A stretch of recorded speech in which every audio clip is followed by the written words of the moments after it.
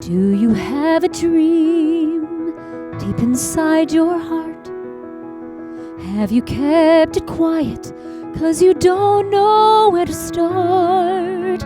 If you think that dream's impossible for you, then what you have to do is dream bigger.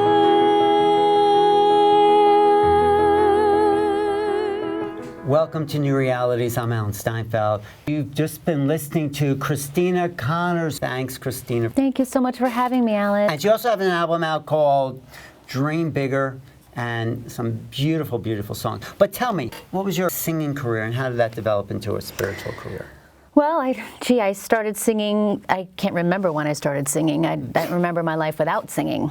So you're always a singer? Always a singer, always loved to sing. And when I was in second grade, my elementary school teacher, the music teacher, Mrs. Ravetti, she called my parents up one day and they said, your daughter loves to sing. You need to embrace her talent and support her on this. And they listened. And I have to say I'm very grateful that I had parents who listened to what the teacher had said. You knew you had a talent. When did the spiritual awakening happen for you? Well, it's interesting. When I remember when I was in high school, I don't know how this book, was brought to my attention, but I did find a book called The Great Shift. It's a channeler out of Hawaii. Yeah. And I mean, that was when I was in my teens at that point. And then it's interesting, I read that book, and so the seed was planted that there was some sort of shift, and I was a part of that. I didn't really obviously make the connection at the time. And forward another maybe 10 years. So about my mid-20s or so is when I was reacquainted to the spiritual books and all that kind of stuff. People just sing songs and they may feel emotional, but there's something else you're adding to your music.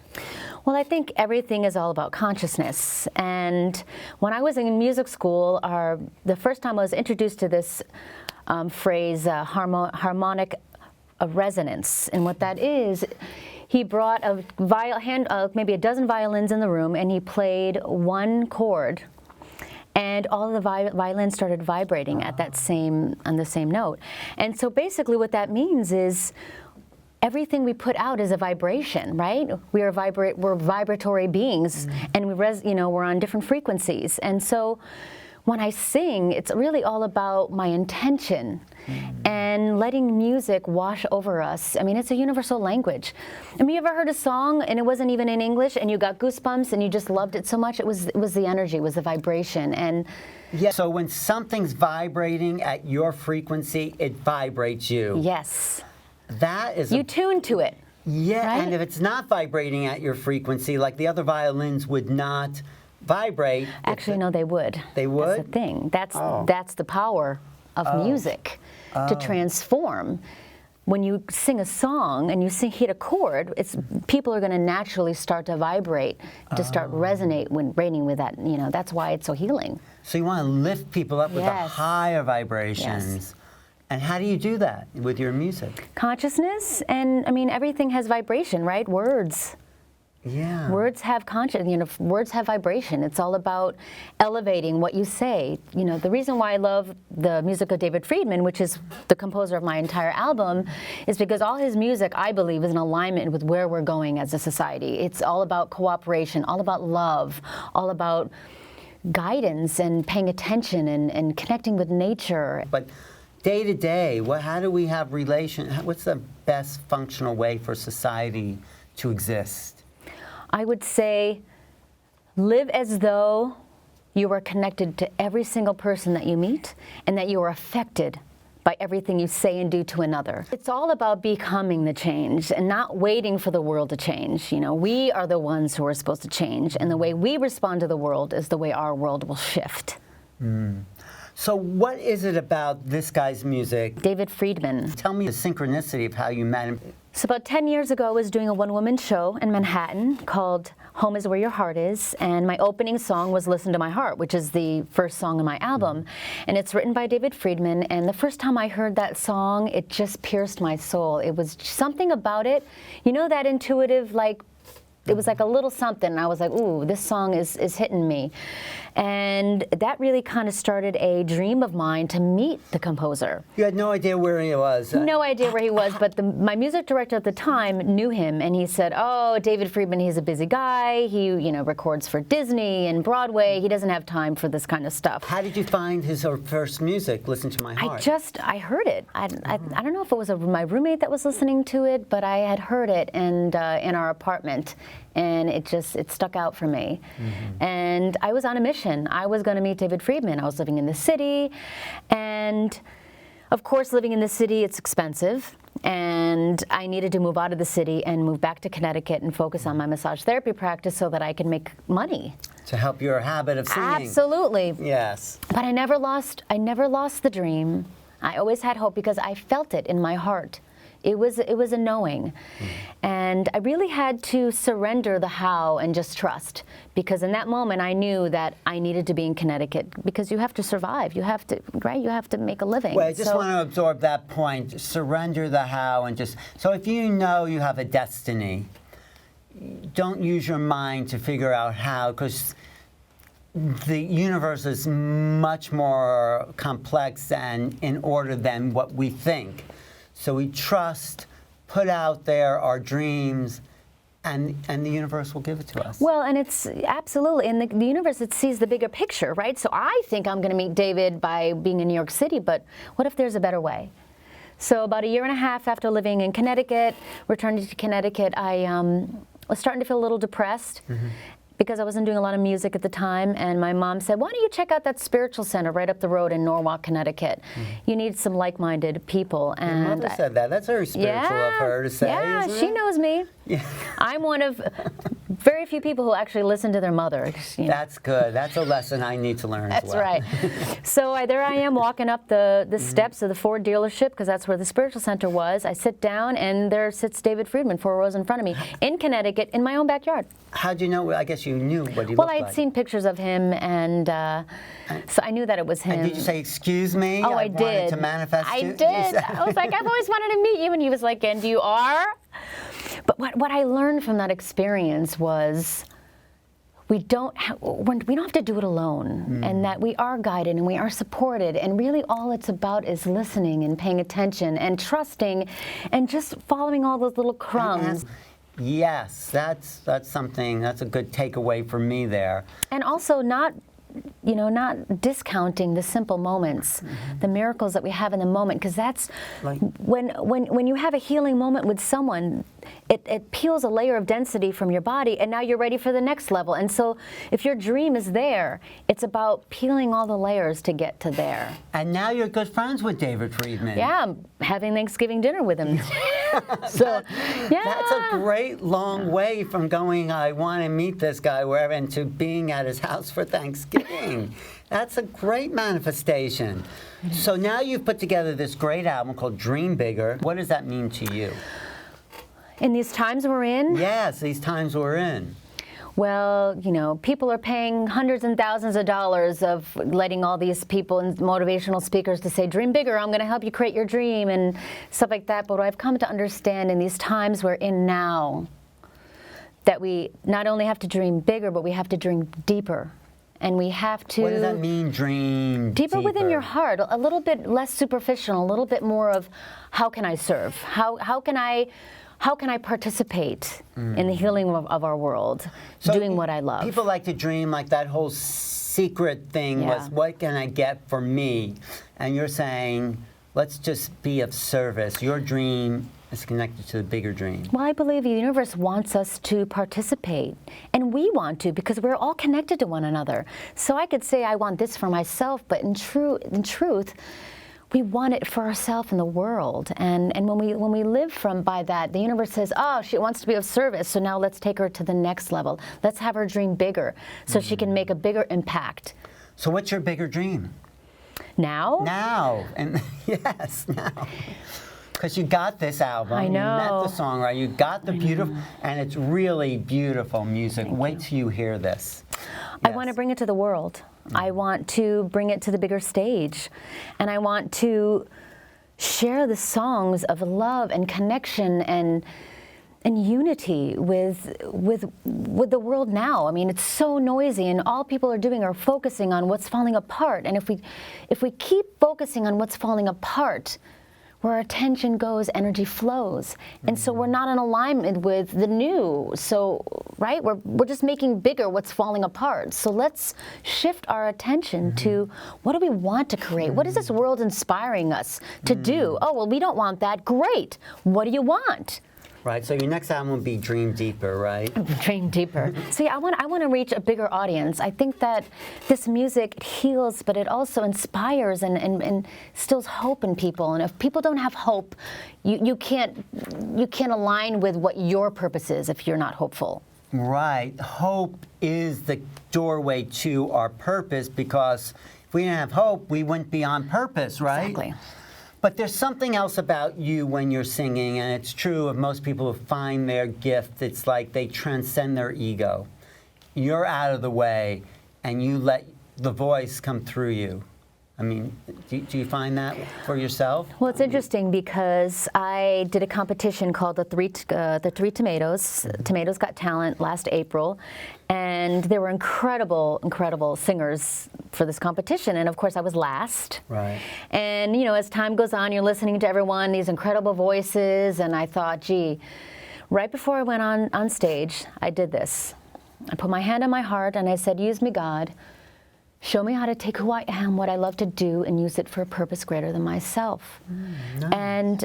And one thing David Friedman always taught us students, he said, express, don't impress when you're auditioning.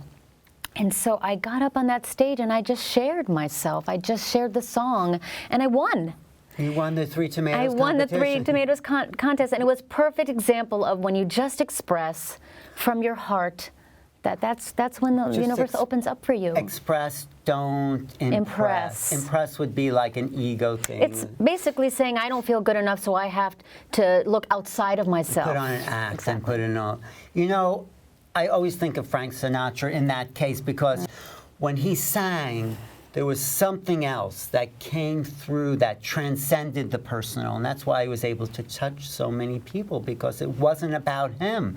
He was a vehicle, and you must feel that way too. You are a vehicle. Communication. It's a way to communicate, and of a higher realm. of course, and yeah. No, so what is your spiritual teacher like? Well, I'm definitely loving Marianne Williamson these days. Yes. But because what I love about her is she's spiritual, but she's also strong. And I think that the spiritual community, I mean, Marianne Williamson says in her campaign, you know, people hate with conviction. So now we have to love with conviction. And I thought to myself, that empowered me. And I said, wow, you know, I need to take this album out into the world, because love, we need to be powerful. We need to be strong. We need to radiate that love. Project that love, because now is the time that we're here to be that pure voice of reason, voice of reason. And we need to shout out love, so that way, you know, we can quiet down the noise, because it's really within ourselves and the stillness of ourselves that we will find, you know, the answers to our dreams. We'll find the peace. We feel well-being. You know, that's why I started the mindfulness practice. What is your mindfulness practice? What actually do you do? Well, it's interesting. It started by default, because when I was massaging people, I had to become mindful and do my breath work to bring me back to center, because I was finding myself out in la la land while I'm massaging someone, missing limbs. And the client will say to me, you didn't massage my right arm, because I was way out there. So it really actually was the way I practice now as a therapist, is to bring the breathing in so that I can be present. I mean, I find people who are really out there, they're already open to that connection, that realm, and... But now we need to deliberately bring ourselves back, because the world is so loud that it's non-negotiable. We have to. It's not a luxury anymore. Mindfulness is a necessity in these times. Being embodied in the mindfulness. Absolutely. So what's your vision for the future? What kind of planet would you like to be on? The planet I want to be on is all human beings truly knowing that we are all a part of one another and we are all connected.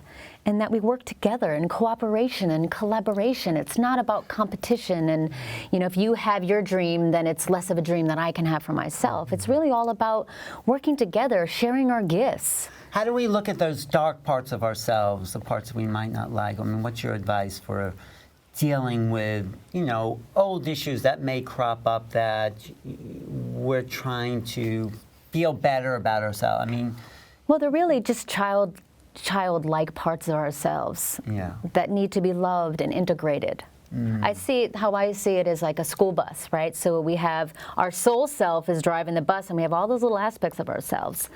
And you know, when one little part wants to be seen and wants to be heard, it's going to reel its little head. So instead of denying it and shoving it down, look at it. And go, oh, that's just a frightened part of my personality. Right, and that you for embrace some reason it. that needed to be protected. Absolutely. And so you ensure that part of yourself that's frightened, that it's okay and it's loved, but you're in the driver's seat now. So you're going to sing Listen to My Heart. Yeah. And what does that actually mean, singing from, I mean, explain that just a little bit, singing from your heart. Because it's singing from authenticity and singing just to relay a message. You're not here to tell anyone what to do. You're just expressing who you are and what you believe, and in hopes that it will land on the ears and hearts of people to help them shift into a more loving state of mind, because it's from all of us becoming more loving, and that's how we create a loving world, right? Beautiful. Okay, we're going to listen to this beautiful, beautiful song, Listen to Your Heart.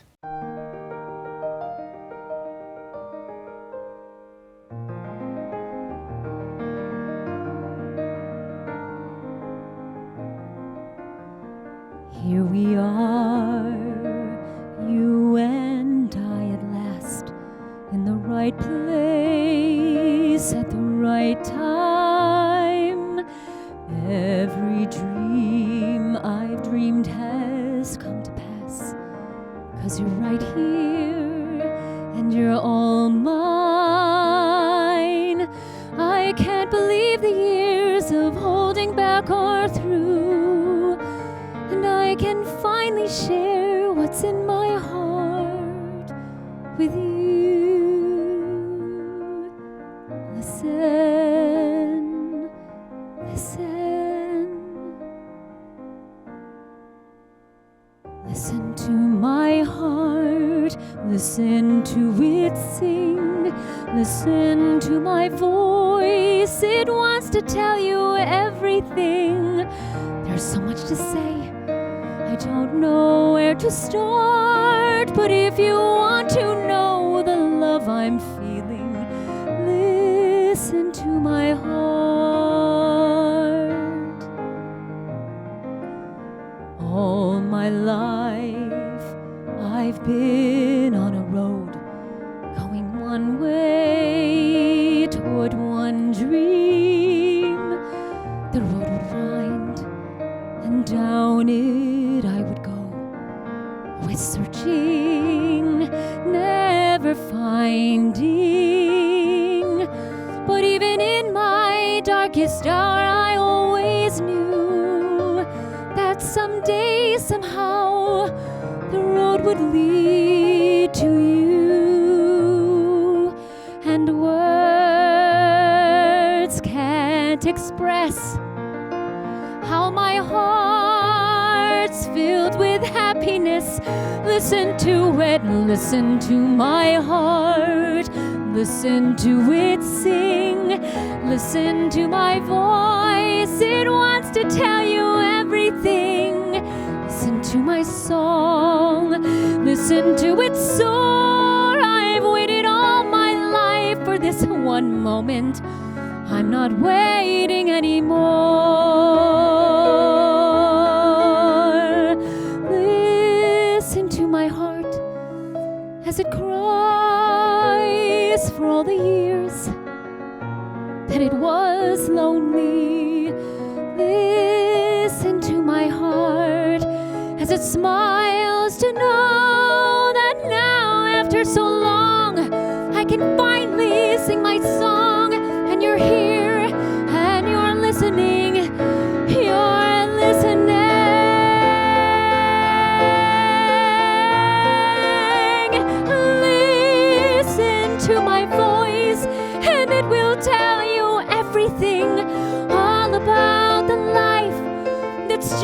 about to start. For if you want to know how much I love you, listen to my heart.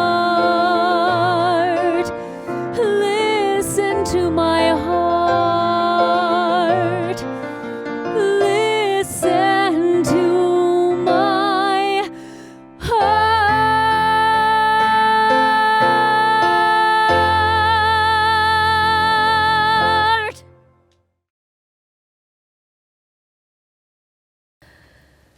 Thank you. Thank you. Thank you. I'm just taking it in. Does listening to your heart say everything to you? I mean, in a way. Well, I think our heart is where we're going to fulfill every desire we've ever had. And not only that, but it's going to connect each other through the heart. We connect through the heart. We do. That's where we meet each other, is through the heart. Of course. And when we listen to that and we feel from that place, our whole life opens up. Really does. And actually that's a song that really was a calling card for me, and that's how I found David, and that's how I created the album. That was the beginning for me. Well, you know what's great about a beautiful musical song is that the words, the melody, the singer, and the voice of the singer all are in alignment for the message. Of course. And that's what makes your music so great. Thank you. With David's songs. Thank you. And because there's an alignment. I often say that about Bruce Springsteen, right?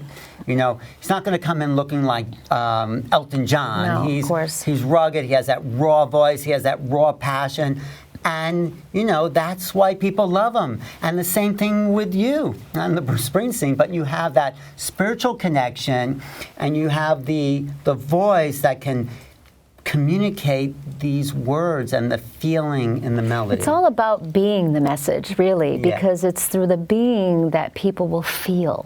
So do you have a transcendent state of being when you're singing? It's no longer you, Christina Connors? I just ask to be used as a vessel, and then I just sing from my heart. So it's sort of like you're feeling yourself when you're singing. You're allowing your feelings to be expressed. Vulnerability. Vulnerability, yes, thank you. But I also want to talk to you about this guided meditation, aligning with your life purpose, musical guided meditation. Tell me about this.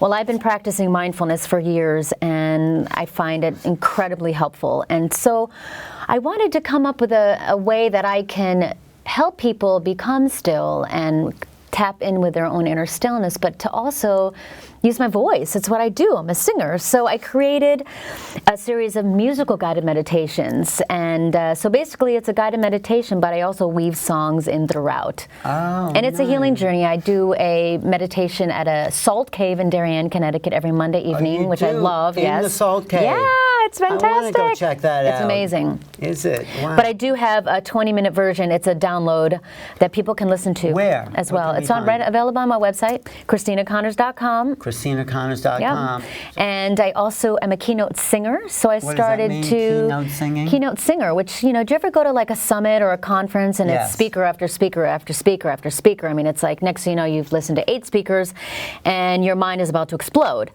So what I realized was, wow, they need like a keynote singer, someone who can relay a message but also make it entertaining. And keep in mind, you know, when someone speaks to us to teach us, we're using our mind, right? And when you sing a song, it reaches the heart. I'm going to recommend you as a keynote singer. Right? There. I mean, break it up a little bit. Yeah, no, I think that's a great right? idea. It's still informative, but yet a little bit of an entertainment here. Let's listen to it.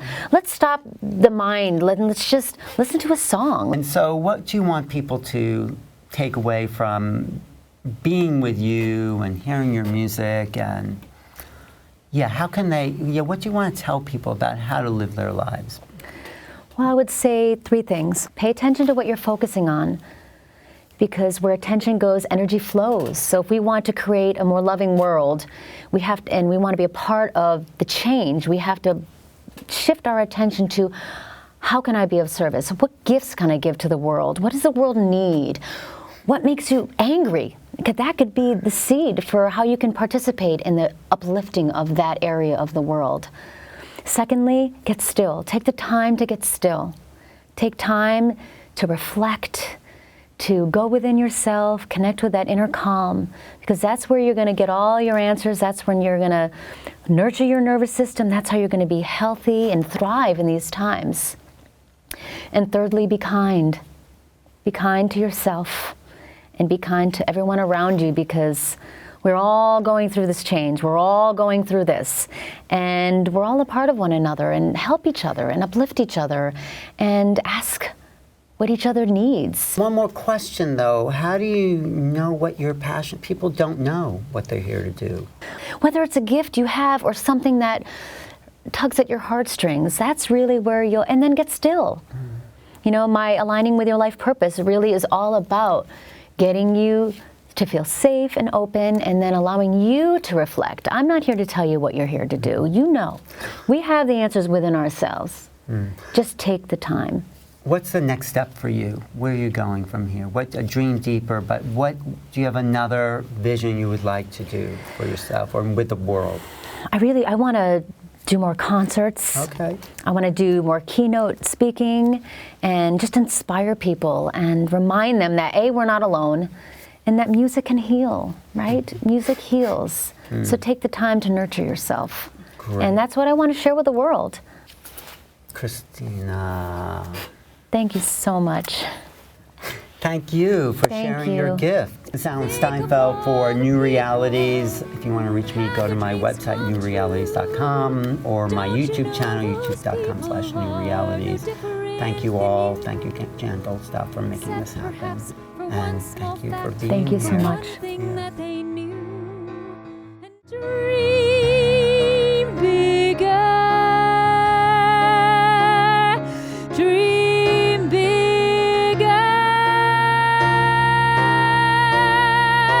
Start this very hour. Begin this very day. Dry your tears, take all your fears, and toss them all away. Whatever you desire is waiting there for you, and all you have to do is dream